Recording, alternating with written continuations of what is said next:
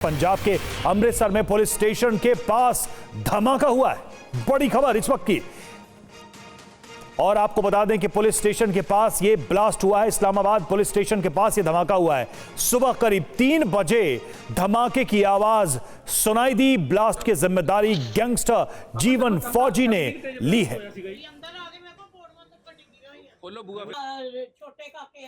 तो धमाका हुआ है अमृतसर में पुलिस स्टेशन के करीब। जो जानकारी सामने आई है, अभी तक पंजाब के अमृतसर के इस्लामाबाद पुलिस स्टेशन के पास यह ब्लास्ट हुआ है और करीब 3 बजे, सुबह 3 बजे यह धमाका हुआ आज, जिसमें धमाके की आवाज लोगों ने सुनी।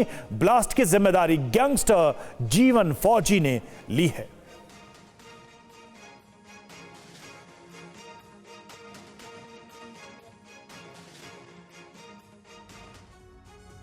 और इसी से जुड़ी एक और बड़ी खबर आपको बता दें कि धमाके पर बोले हैं अमृतसर पुलिस कमिश्नर गुरप्रीत सिंह भुल्लर। थाने के अंदर कोई ब्लास्ट नहीं हुआ। उन्होंने कहा कि अंदर कोई ब्लास्ट नहीं हुआ। सुबह धमाके की आवाज सुनी गई थी, ये उनकी तरफ से कहा गया, और धमाके की जांच अभी भी चल रही है। हाल में 10 लोगों को यूएपीए के तहत गिरफ्तार किया गया था, ये भुल्लर की तरफ से कहा गया, और ये बताया गया कि थाने के अंदर कोई ब्लास्ट नहीं किया गया, नहीं हुआ है। क्या कुछ उन्होंने और कहा, आइए आपको सुनाते हैं। बाहर नॉइस ਤਾਂ ਆਈ ਹੈ ਪਰ ਡੈਮੇਜ ਦੀ ਗੱਲ ਆਪਾਂ ਕਰ ਰਹੇ ਹਾਂ। ਡੈਮੇਜ ਨਹੀਂ ਕੋਈ ਹੋਇਆ, ਔਰ ਸਾਰੇ ਤੁਸੀਂ ਅੰਦਰ ਆਪਾਂ ਥਾਣੇ ਦੇ ਵਿੱਚ ਹੀ ਬੈਠੇ ਆ, ਕੋਈ ਬਾਹਰੋਂ ਬੈਠੇ ਤਾਂ ਗੱਲ ਨਹੀਂ ਕਰ ਰਹੇ। ਜੇ ਕੋਈ ਇਹੋ ਜੀ ਗੱਲ ਹੁੰਦੀ ਤਾਂ ਕਿਸ ਤਰ੍ਹਾਂ ਉਹਨੂੰ ਕੋਈ ਲੁਕੋਇਆ ਜਾ ਸਕਦਾ। ਸਰ 12 ਦੇ ਲਈ ਆਪਾਂ ਦੋਸ਼ੀ ਫੜ ਵੀ ਚੁੱਕੇ ਆ। ਇਹ ਚੱਕਰ ਕੀ ਜਿਹੜਾ ਬਾਰ-ਬਾਰ ਪੁਲਿਸ ਥਾਣੇ ਤਾਰ ਰਹੀ, ਕੋਈ ਮਾੜਾ ਮੋਟਾ ਕਲੂ ਤੇ ਮਿਲਿਆ ਲੱਗੇ ਹੋਏ ਜੀ। ਉਹ ਸਾਰਾ ਅਸੀਂ ਕਲੀਅਰ ਕਰਕੇ ਤੁਹਾਨੂੰ ਦੱਸਾਂਗੇ। 1-2 ਦਿਨ ਚ ਹੀ ਤੁਹਾਨੂੰ ਦੁਬਾਰਾ ਬਰੀਫਿੰਗ ਇਹਦੇ ਬਾਰੇ ਕਰਾਂਗੇ, ਕਿਉਂਕਿ ਸਾਡਾ ਆਪਰੇਸ਼ਨ ਬੜਾ फाइनल स्टेजेस पे चल रहे। मोहित मल्होत्रा हमारे साथ, हमारे संवाददाता इस वक्त जुड़े। मोहित, अभी तक क्या पुलिस ने जानकारी जुटाई है इस धमाके को लेकर?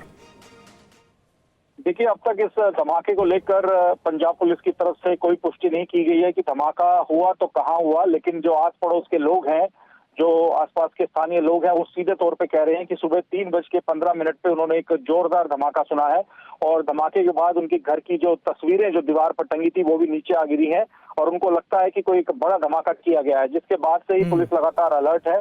लेकिन थाने के आसपास पुलिस का कहना है कि अब तक कोई भी ऐसे निशान या फिर धमाके के बाद की जो स्थिति होती है, कुछ इस तरह के हालात दिखाई नहीं दिए हैं। तो अभी जांच की जा रही है। पुलिस ने सीधे तौर पे इस मामले को ना तो अभी नकारा है और ना ही इसकी पुष्टि की है कि वाकई में धमाका हुआ है। पुलिस का सीधे तौर पे कहना है कि जांच की जा रही है। और हाल ही में एक आतंकवादी जो टेरर मॉड्यूल था वो बस्ट किया गया था अमृतसर पुलिस के द्वारा। उस मामले से इसको जोड़कर देखा जा रहा है कि डेस्परेशन में, फ्रस्ट्रेशन में कहीं इन गैंगस्टर्स ने तो इस घटना को अंजाम नहीं दिया, थाने को टारगेट तो नहीं किया। इस एंगल पर पूरे मामले की तफ्तीश की जा रही है। लेकिन एक गैंगस्टर ने सोशल मीडिया पर पोस्ट डालकर इस धमाके की जिम्मेदारी ली है, और उसका कहना है कि ये धमाका किया गया है और भविष्य में भी धमाके किए जाएंगे। बिल्कुल बिल्कुल, हमारे साथ मोहित जुड़े थे। मोहित, आपका बहुत बहुत शुक्रिया। मोहित बता रहे थे कि देखिए, लगातार पुलिस अभी भी इन्वेस्टिगेट कर रही है, लेकिन इसको लेकर, इस धमाके को लेकर एक आतंकी ने इसको ओन किया है, इसकी जिम्मेदारी ली है। उसका नाम जीवन फौजी बताया जा रहा है।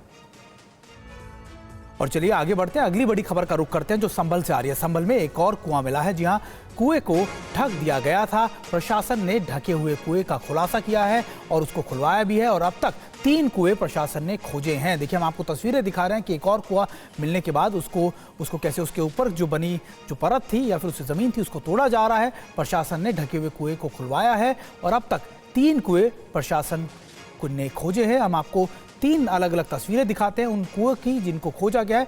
पहला आपने देखा कि ये मंदिर के पास का है, और 3 तस्वीरें हम आपको दिखा रहे हैं। संभल में अब तक 3 कुएं मिले हैं। पहला कुआं कार्तिकेय महादेव मंदिर के पास मिला है, जिस पर अतिक्रमण कर लिया गया था और जिसकी खुदाई अब भी जारी है। दूसरा कुआं नियारी वाली मस्जिद के अहाते में मिला है, जिसे ढक दिया गया था और प्रशासन ने उसे अब खुलवा भी दिया है। साथ ही तीसरा कुआं अवैध निर्माण की जांच कर रही टीम को खग्गू सराय में दिखाई दिया था। इस कुएं में भी मिट्टी भर दी गई थी, लेकिन इसको भी संरक्षित किया जाएगा। देखिए, हम आपको तीनों तस्वीरें दिखा रहे हैं और बता रहे हैं कौन कौन से इलाकों में, कौन कौन सी जगहों पर ये तीनों कुएं मिले हैं। प्रशासन की तरफ से इन तीनों कुओं को खोजा गया है और अब इनको खुलवा भी दिया गया है।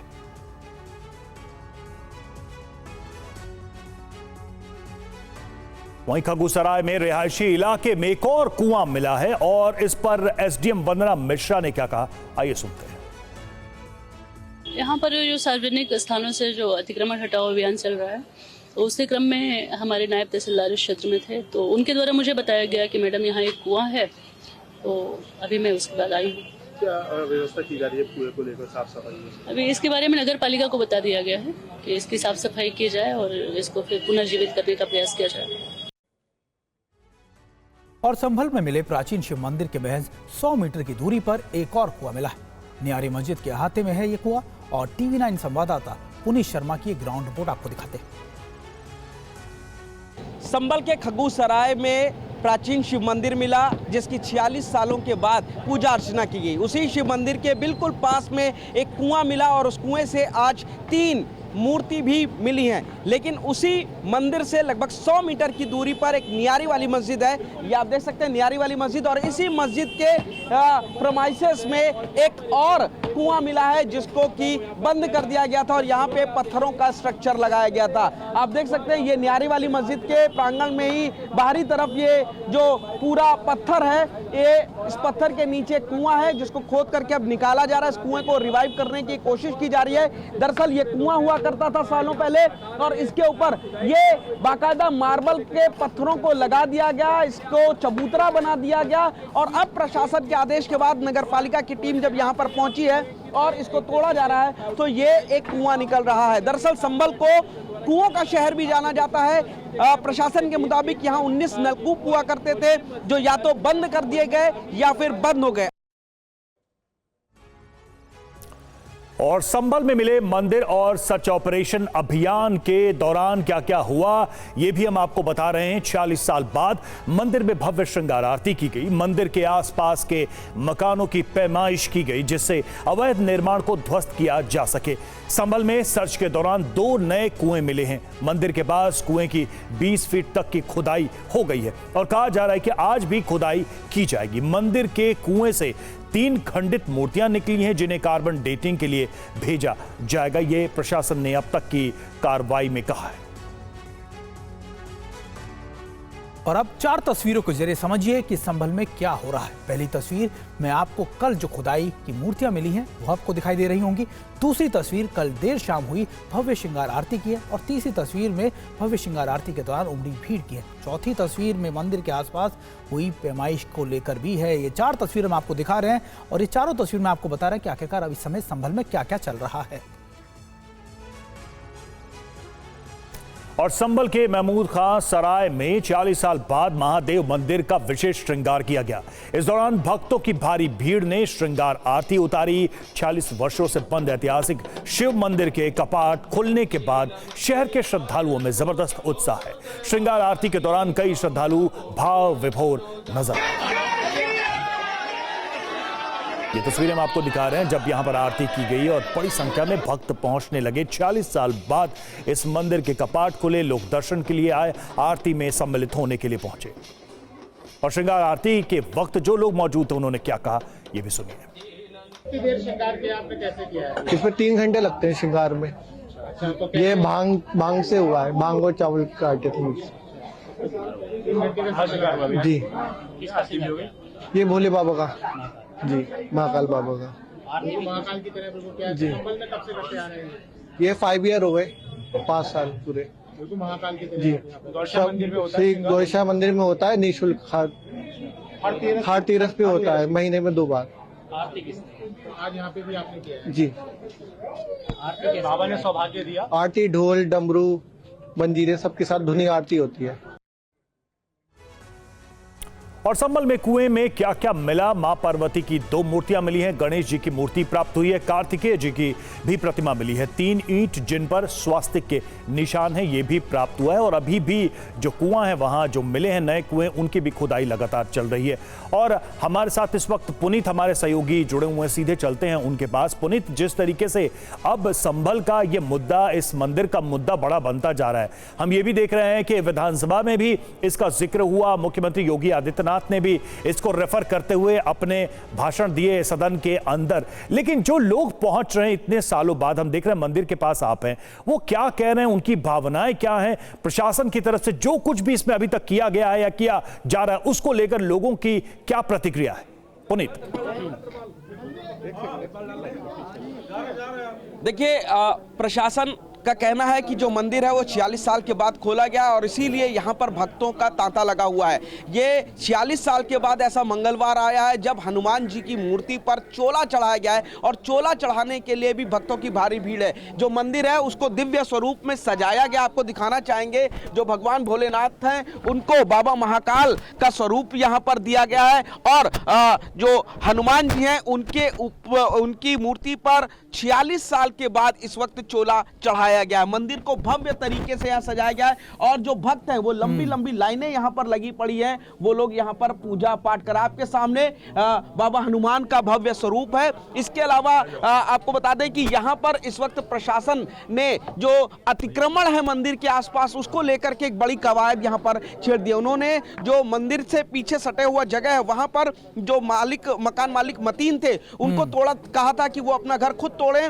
अतिक्रमण हटाए वरना प्रशासन हटाएगा। और आप देखिए ये यहाँ पर मजदूर आ चुके हैं और अब यहाँ पर ऊपर जो अतिक्रमण को हटाने की कवायद है, यानी कि मंदिर के ऊपर आप देखेंगे पूरा छजली बनी हुई है, पूरा छज्जा बाहर की तरफ निकाला गया है और आपको मजदूर नजर आ रहे हैं जो हथौड़े लेकर के चीजों को लेकर के ये पूरी रेलिंग को अब यहाँ पर तोड़ेंगे, तोड़ना शुरू कर दिया गया। एक्सक्लूसिव तस्वीरें टीवी9 भारतवर्ष पर कि किस तरीके से मंदिर के बाहर का अतिक्रमण हटाने का पूरा जो काम है वो यहाँ पर अब शुरू कर दिया गया है। फिलहाल प्रशासन का यही कहना है कि अगर ये नहीं हटाते तो यहाँ पर बुलडोजर चलाया जाता और इस मकान के अतिक्रमण को हटाया जाता। लेकिन फिलहाल जो है यहाँ पर खुद मकान मालिक मतीन, जिन्होंने मंदिर के ऊपर की तरफ छज्जे को बनाया हुआ था, मकान को काफी आगे बनाया है, उनको तोड़ने की कार्रवाई मतीन की तरफ से ही शुरू की गई है। और यह भी कहा गया है कि जितना रजिस्ट्री में जगह दर्ज है सिर्फ उतने पर ही मकान होना चाहिए, उससे आगे की जो भी जगह होगी उसको तोड़ा जाएगा। तो फिलहाल मजदूर यहाँ पर पहुंचे हैं, पूरी चीजों को ढका जा रहा है और ये जो पूरा एरिया आप देखेंगे उसको इस वक्त तोड़ा जा रहा है। यानी कि जो मंदिर से सटा हुआ जितना भी अतिक्रमण था उसको हटाने की कवायद अब यहाँ पर शुरू की जा रही है। मंदिर के ठीक पीछे 4 फीट की जगह थी जहां से परिक्रमा मार्ग निकलता था, लेकिन उस 4 फीट की पूरी जगह को इस मकान के जरिए अतिक्रमण किया गया। वो जगह पूरी तरह खत्म हो गई, परिक्रमा नहीं की जा सकती और अब इसी मकान से ये जो पूरा अतिक्रमण था उसको हटाने के लिए प्रशासन ने मकान मालिक को बोला और जो मकान मालिक मतीन है वो खुद अपना मकान फिलहाल तोड़ रहे हैं। बिल्कुल पुनीत, ये एक्सक्लूसिव तस्वीरें हैं जो इस वक्त संभल से दर्शक देख पा रहे हैं, जहां पर अतिक्रमण जिस मकान ने किया है वहां पर खुद उस मकान के अतिक्रमण को हटाने की कार्रवाई मकान मालिक कर रहे हैं क्योंकि प्रशासन ने इसका निर्देश दिया था। बहुत शुक्रिया पुनीत आपका हमसे जुड़ने के लिए, इन तस्वीरों के लिए। और वहीं संभल के कार्तिकेश्वर महादेव मंदिर के आसपास हुए अतिक्रमण की प्रशासनिक और पुलिस अधिकारियों ने पैमाइश भी की है। वहीं मकान मालिक ने अधिकारियों को मकान के कागज दिखवाकर छत पर एडिशनल एसपी खुद मकान की पैमाइश करने के लिए पहुंचे, साथ में तमाम पुलिस अधिकारी भी मौजूद रहे। एक तरफ पुलिस के अधिकारी मकान की पैमाइश कर रहे थे तो वहीं दूसरी ओर मंदिर में जय श्री राम और हर हर महादेव के नारे भी लग रहे थे। और पैमाइश के वक्त एडिशनल एसपी श्री शीश चंद खुद वहां पे मौजूद थे। जांच के बाद उन्होंने क्या कहा है आइए आपको सुनाते हैं। मंदिर के पीछे जिनका घर है उनके द्वारा स्वयं देखा जा रहा था कि एक्स्ट्रा कितना उन्होंने बनवाया है और उन्होंने बताया है कि यह जो अतिरिक्त निर्माण उन्होंने किया है उसको हटाएंगे और इसी के अनुसार कार्रवाई की जाएगी। सर, अब तक कितनी भूमि मंदिर की यहाँ पर थी या कुछ जानकारी मिली? सभी चीजें प्रपत्र देखे जा रहे हैं और मंदिर की भी जो भूमि है वो देखा जाएगा और तदनुसार कार्रवाई की जाएगी। हाँ, कुछ जो आसपास के घर हैं देखा जा रहा है कि उनका खरीदा कैसे खरीदा उस संदर्भ में देखा जा रहा है। और उस बीच मंदिर के हिस्से पर अतिक्रमण करने वाले शख्स मतीन ने साफ कर दिया है कि वो अपना अतिक्रमण खुद हटा लेगा, जिसकी थोड़ी देर पहले भी तस्वीरें हमने आपको दिखाई। पूजा पाठ शुरू हुई है, अभी इसमें आपके मकान की नपाई धुलाई हुई है, तो क्या कहना चाहेंगे? नपाई धुलाई हमारे पास जो हुई है प्रशासन ने करी, उसका हमारे पास रजिस्टर है, ओरिजिनल रजिस्ट्री बेनामा हुआ है। हमने खरीदी थी 2002 में जमीन, उसके बाद हमने मकान बनाया। नाप तोल में पूरा है, लेकिन जो बालकनी है वो एक्स्ट्रा है, तो उस पर प्रशासन को आपत्ति है। हम वो अपनी मर्जी से उसे गिरा देंगे। कमरा पीछे था उसके, वो अब भी मौजूद है। जो जगह है मंदिर की उसके पीछे कुठरिया थी, पंडित जी उसमें रहते थे, तो वो अब भी मौजूद है। और वहीं इस पूरे मुद्दे पर संभल के डीएम राजेंद्र पेंसिया से बात की टीवी9 संवाददाता पुनीत शर्मा ने। सर, 3 मूर्तियां मिली हैं, किस तरीके से आप इन तमाम चीज़ों को देखते हैं और आगे की कार्रवाई प्रशासन की क्या रहेगी? आज लगातार तीसरे दिन उस कुएं की खुदाई हुई थी, तो लगभग भी क्योंकि बहुत जो कुएं हैं वो प्राचीन भी हैं और तो हम सुरक्षा के साथ नीचे जा रहे हैं सब लोग। तो 20-22 फीट की गहराई के ऊपर सबसे पहले माँ पार्वती की मूर्ति मिली, जिसका जो सिर था वो नहीं था। उसके बाद कार्तिकेय की मूर्ति मिली और एक माँ लक्ष्मी की मूर्ति मिली। तो सभी जो मूर्तियां हैं वो हमने सुरक्षित रखवा ली हैं मंदिर के पास ही। तो हम देख रहे हैं कि कितनी प्राचीन है। तो कूप के बारे में, मंदिर और मूर्तियों के बारे में थ्रू प्रॉपर चैनल हमने साइंटिफिक इन्वेस्टिगेशन के लिए भेजा है। तो जब भी पता लगेगा तो हम आपको बताएंगे। कार्बन डेटिंग के लिए भी आपने लिखा है, एएसआई को भी लेटर लिखा है, और क्या जो और दूसरे कूप मिल रहे हैं उनको सर्च किया जाएगा और उनकी क्या व्यवस्था की जाएगी?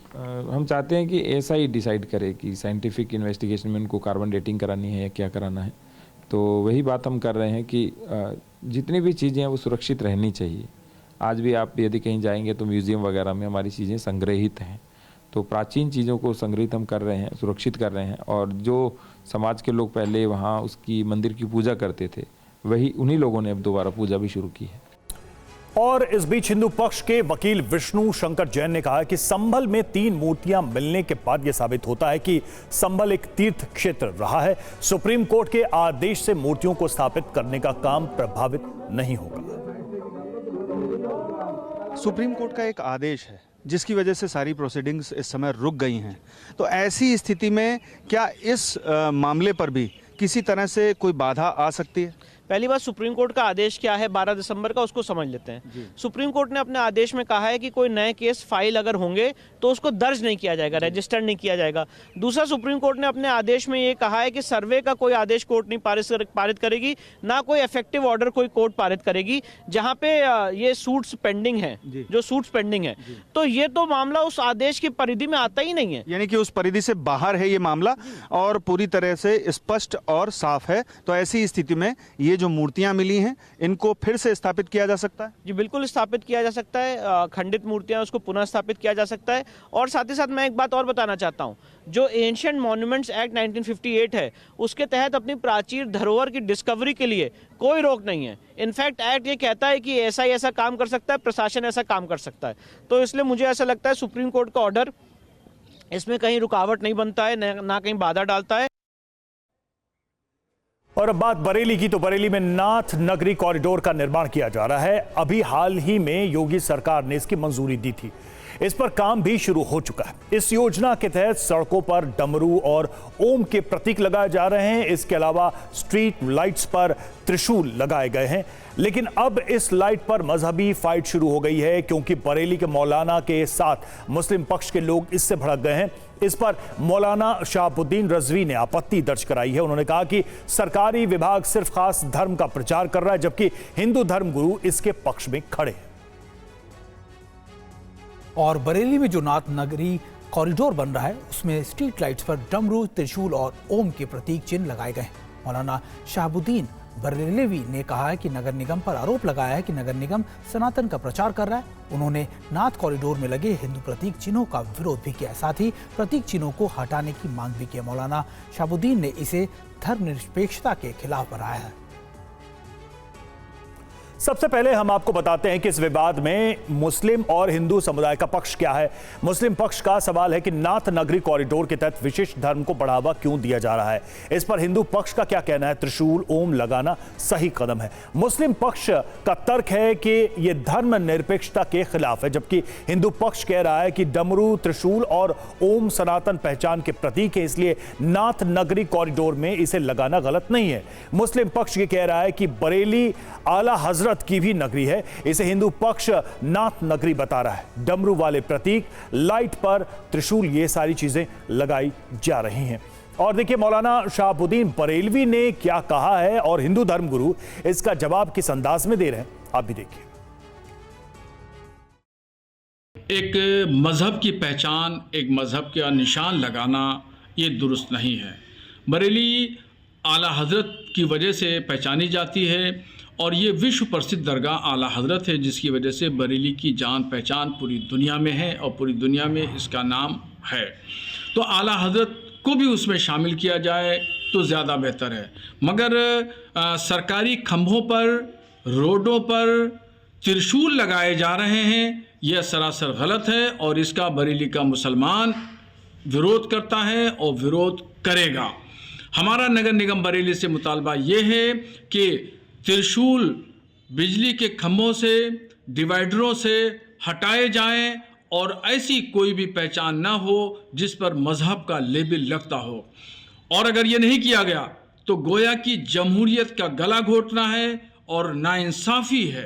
एक अच्छा प्रयास है, हमारे सनातन धर्म के आधार पर ये शुभता के सूचक है।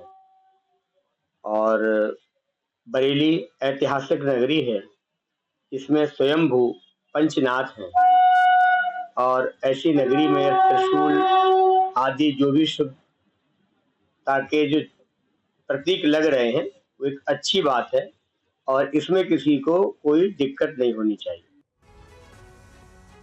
अब आपको बताते हैं कि नाथ नगरी कॉरिडोर आखिरकार है क्या। दरअसल इस कॉरिडोर के तहत बरेली में 7 शिव मंदिरों को जोड़ने की योजना है। इसमें मंदिरों को जोड़ते हुए 32.5 किलोमीटर का एक टूरिज्म सर्किट बनाया जा रहा है।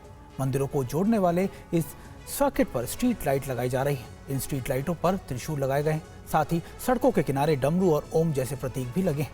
बरेली में ये नाथ नगरी कॉरिडोर 232 करोड़ रुपए की लागत से बनने जा रहा है, लेकिन मुस्लिम पक्ष ने इस योजना के तहत सड़कों पर डमरू और त्रिशूल लगाने का विरोध किया है।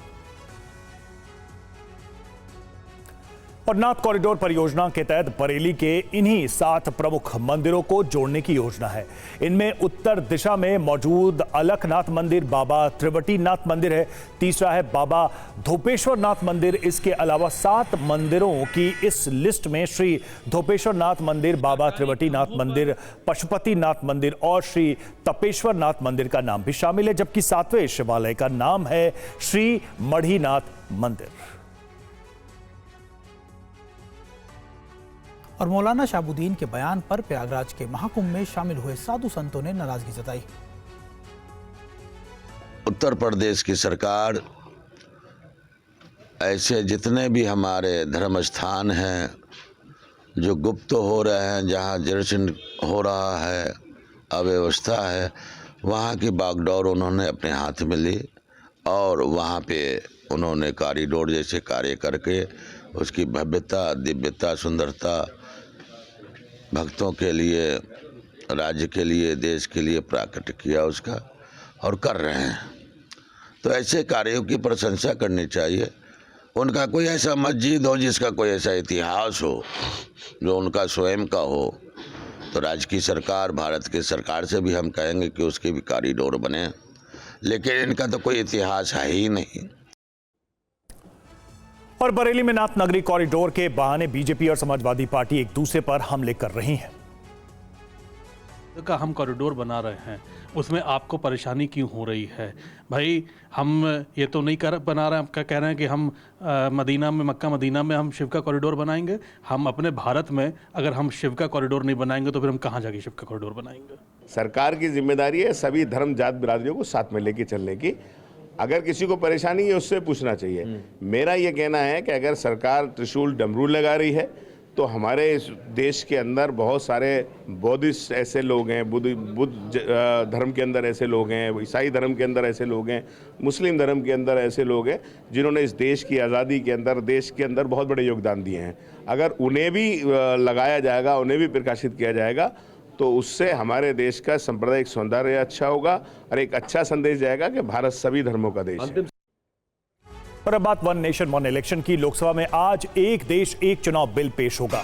बिल पेश करेंगे केंद्रीय मंत्री अर्जुन राम मेघवाल। बिल पेश होते ही जेपीसी में इसे भेजा जाएगा। सहमति के लिए जेपीसी कमेटी बनाई जाएगी।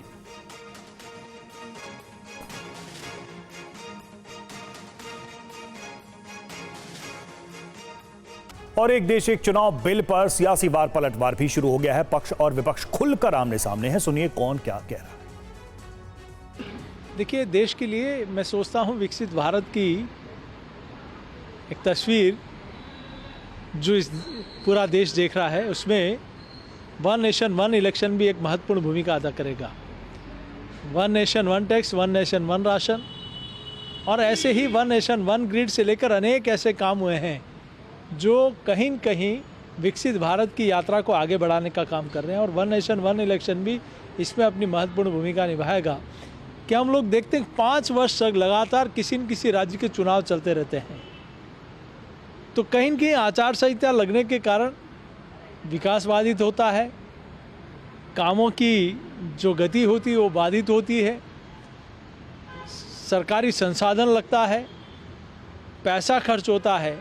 इन सारी चीज़ों पर कहीं न कहीं कमी आएगी, प्रतिबंध लगेगा और वन नेशन वन इलेक्शन होने से इस देश की गति और प्रगति के लिए एक महत्वपूर्ण साबित होगा। आपने कांग्रेस अब ठीक है, ये तो ऐसा है कि फेडरल नेशन में जहाँ की उसका जो स्ट्रक्चर है स्टेट का, हमारे देश का, वो फेडरल है। और फेडरल का मतलब है कि हर स्टेट की अपनी अलग असेंबली है और हर असेंबली का एक फिक्स टेन्योर है। उस फिक्स टेन्योर के अंदर कैसे कम आप करोगे, कैसे ज़्यादा करोगे, ये हमें कुछ इसकी जो जब तक कि उनका प्रपोजल ना देख लें तब तक कुछ हम उस पर कमेंट नहीं कर सकते। हम लोग पूरी तरह से, मेरी पार्टी और हमारे नेता नीतीश कुमार शुरू से इसके पक्ष में रहे। कमेटी के सामने भी जब हम लोग गए थे तब उनके पक्ष में रखा। हम लोगों का मानना है कि पार्लियामेंट और असेंबली का चुनाव एक साथ हो, पंचायत का चुनाव अलग हो, ये हम लोगों ने रखा था और आज भी हम लोग का ये मानना है। और एक महत्वपूर्ण विधेयक जो परिवर्तन के लिए लाना चाहते हैं, इस सरकार अपनी तानाशाही से बाज नहीं आ रही। उसे पहले सर्वदलीय बैठक बुला के इस पर चर्चा करनी चाहिए थी। और ऐसे भी आज है वन इलेक्शन वन नेशन, फिर होगा वन नेशन वन पार्टी और फिर होगा वन नेशन वन लीडर। तो जो मंसूबे हैं उनको हम कभी पूरे नहीं होने देंगे। वन नेशन वन बिल पर आपने अलग अलग राजनीतिक पार्टियों की प्रतिक्रिया सुनी, लेकिन एक देश एक बिल चुनाव पर रामनाथ कोविंद कमेटी की सिफारिशें क्या कहती हैं ये भी जान लीजिए। आपको बताते हैं कि आखिरकार क्या है इसकी सिफारिशें। सभी विधानसभाओं का कार्यकाल 2029 तक बढ़ाया जाएगा। हंग असेंबली नो कॉन्फिडेंस मोशन होने पर चुनाव दोबारा हो। पहले फेज में लोकसभा विधानसभा चुनाव एक साथ कराए जाए। दूसरे फेज में 100 दिन के अंदर में लोकल बॉडी इलेक्शन कराया जाए। चुनाव आयोग चुनाव के लिए सिंगल वोटर लिस्ट तैयार करे। और अब बात करते हैं दिल्ली की सर्दी की। जी हां, राजधानी दिल्ली में शीतलहर के हालात बरकरार हैं और दिल्ली में न्यूनतम तापमान सामान्य से 4.5 डिग्री सेल्सियस रहा। इस वजह से ठिठुरन बढ़ गई है, इस वजह से ठंड ज्यादा रही और शीतलहर भी चली। प्रदूषण, स्मॉग, शीतलहर के बीच कोहरा भी बढ़ने की संभावना है। इसलिए मौसम विभाग ने 2 दिन के लिए येलो अलर्ट जारी किया है। रात में अलाव ही अब लोगों का सहारा बना हुआ है। रैन बसेरों से भी लोगों को राहत मिल रही है। और दिल्ली में ठंड के क्या हालात हैं देखिए। आपको ये 4 तस्वीरें हम आपको दिखा रहे हैं और आपको बता रहे हैं कि आखिरकार इन 4 तस्वीरों में किस तरीके की ठंड दिल्ली और आसपास के इलाकों में पड़ी है। पहाड़ों पर बर्फबारी हुई है। दिल्ली में आप देखिए शीतलहर चल रही है। इसके अलावा लोग अलाव का सहारा ले रहे हैं और रैन बसेरों में भी क्या स्थिति है ये भी हमने आपको दिखाई। लेकिन दिल्ली में ठंड के क्या हालात हैं इसको लेकर हमारे संवाददाता विवेक शर्मा की एक रिपोर्ट आपको दिखाते हैं।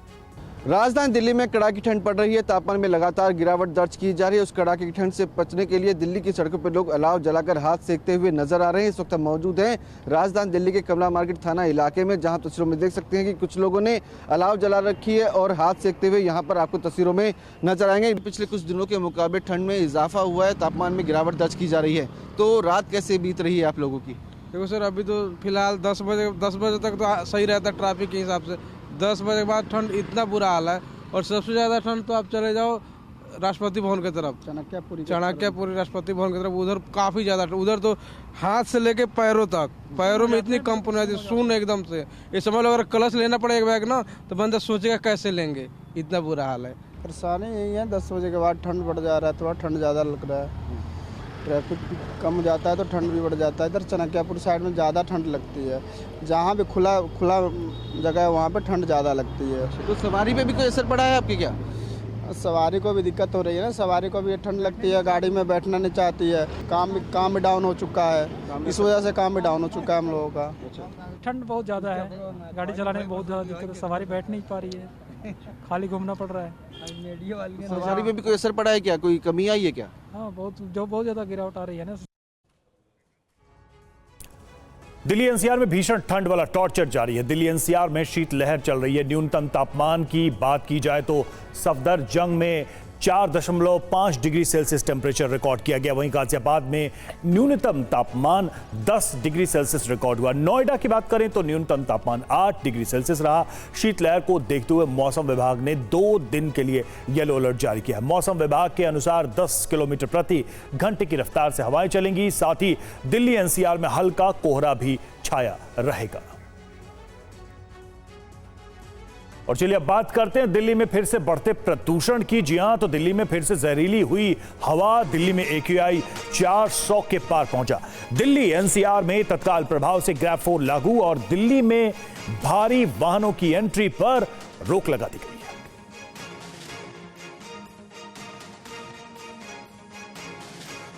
तो एक बार फिर से दिल्ली में हवा की गुणवत्ता खराब हुई है। बहुत ज्यादा जहरीली हो गई हवा। AQI पैमाने पर 400 के पार दिल्ली की हवा है और दिल्ली एनसीआर में इसी वजह से फिर से तत्काल प्रभाव से ग्रैब 4 को लागू कर दिया गया। भारी वाहनों की एंट्री पर दिल्ली में बैन लगा दिया गया।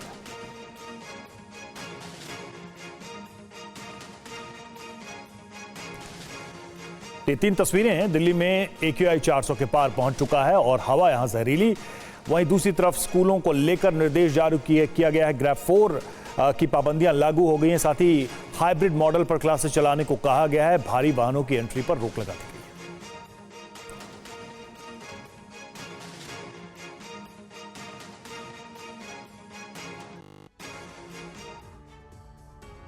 और दिल्ली में बीते 14 नवंबर को ग्रैब 3 के प्रतिबंध लगाए गए थे, लेकिन बाद में प्रदूषण का स्तर कम होने पर 5 दिसंबर को इन्हें हटा लिया गया। लेकिन सोमवार को देश में 8 शहरों में हवा की गुणवत्ता बेहद खराब श्रेणी में रही, जिसमें 6 शहर एनसीआर में शामिल थे। दिल्ली में देश में सबसे अधिक प्रदूषित रही है। आज सुबह 6 बजे एयर क्वालिटी इंडेक्स 421 दर्ज किया गया। और दिल्ली एनसीआर में रहने वाले लोगों पर ठंड धुंध के साथ बढ़ते प्रदूषण का अटैक जारी है। दिल्ली की वायु गुणवत्ता लगातार बेहद खराब श्रेणी में है। दिल्ली एनसीआर में AQI 400 के पार चला गया है, इसलिए ग्रैब 4 की पाबंदी भी लागू कर दी गई है। ग्रैब 4 पाबंदी के तहत अब सभी तरह के निर्माण कार्य पर पूर्ण रोक रहेगी। हाइब्रिड मोड पर सभी स्कूलों में कक्षाएं लगेंगी। इमरजेंसी सेवाओं से जुड़े ट्रकों को छूट मिली है, बाकी ट्रकों पर रोक लगा दिया जाएगा। सरकारी ऑफिस में 50% क्षमता के साथ ही कर्मचारी काम करेंगे। और अब खबर कनाडा से है, जहां भारत के खिलाफ जहर उगलने वाले जस्टिन ट्रूडो को बड़ा झटका लगा है। कनाडा के पीएम जस्टिन ट्रूडो के इस्तीफे की मांग लगातार बढ़ती जा रही है। कई विपक्षी दलों ने ट्रूडो का इस्तीफा मांगा है और पार्टी के 7 सांसदों ने भी इस्तीफे की मांग की। इस्तीफा नहीं देने पर अविश्वास प्रस्ताव लाने का अल्टीमेटम भी दे दिया गया है।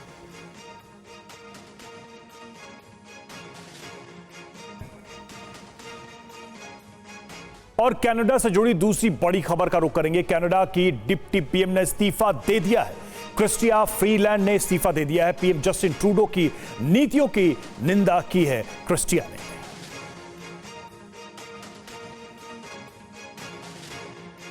तो कनाडा की डिप्टी पीएम क्रिस्टिया फ्रीलैंड ने अपने इस्तीफे में क्या कहा है वो भी देख लीजिए। तो क्रिस्टिया फ्रीलैंड का बयान हम आपको दिखा रहे हैं। इस्तीफे के साथ पीएम ट्रूडो की नीतियों से वो सहमत नहीं है। ट्रूडो की योजनाएं राजनीतिक चालबाजी।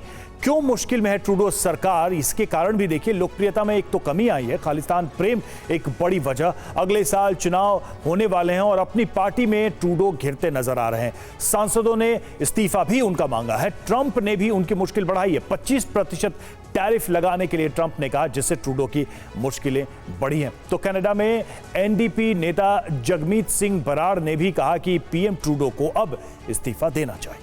अब बराड़ को सुन रहे थे, लेकिन कनाडा में जारी सियासी घमासान के बीच किस पार्टी के नेता ने क्या कुछ कहा है ये भी समझ लिया। ट्रूडो को तुरंत चुनाव कराना चाहिए, ये कहा गया है। पियरे फॉयलेवर ने, जो कंजर्वेटिव पार्टी के नेता है, इसके अलावा ट्रूडो का इस्तीफा देना चाहिए। ये जगमीत सिंह एनडीपी नेता हैं, उन्होंने कहा है। और ट्रूडो 1 साल में बने रहेंगे तो अविश्वास प्रस्ताव लाएंगे, ये पीटर जूलियन ने कहा है, जो एनडीपी हाउस के नेता हैं। मौजूदा 153 लिबरल सांसदों में से 1/3 ट्रूडो का इस्तीफा चाहते हैं। ये भी वैन लॉन्ग की तरफ से कहा गया, जो लिबरल पार्टी के सांसद है।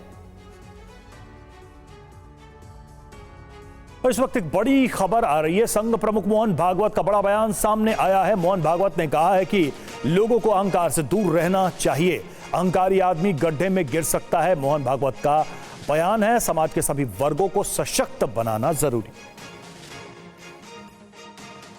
तो मोहन भागवत का बयान है ये, और मोहन भागवत ने अपने इस बयान में कहा है कि व्यक्ति को अहंकार से दूर रहना चाहिए, अहंकारी आदमी गड्ढे में गिर सकता है, समाज के सभी वर्गों को सशक्त बनाना जरूरी।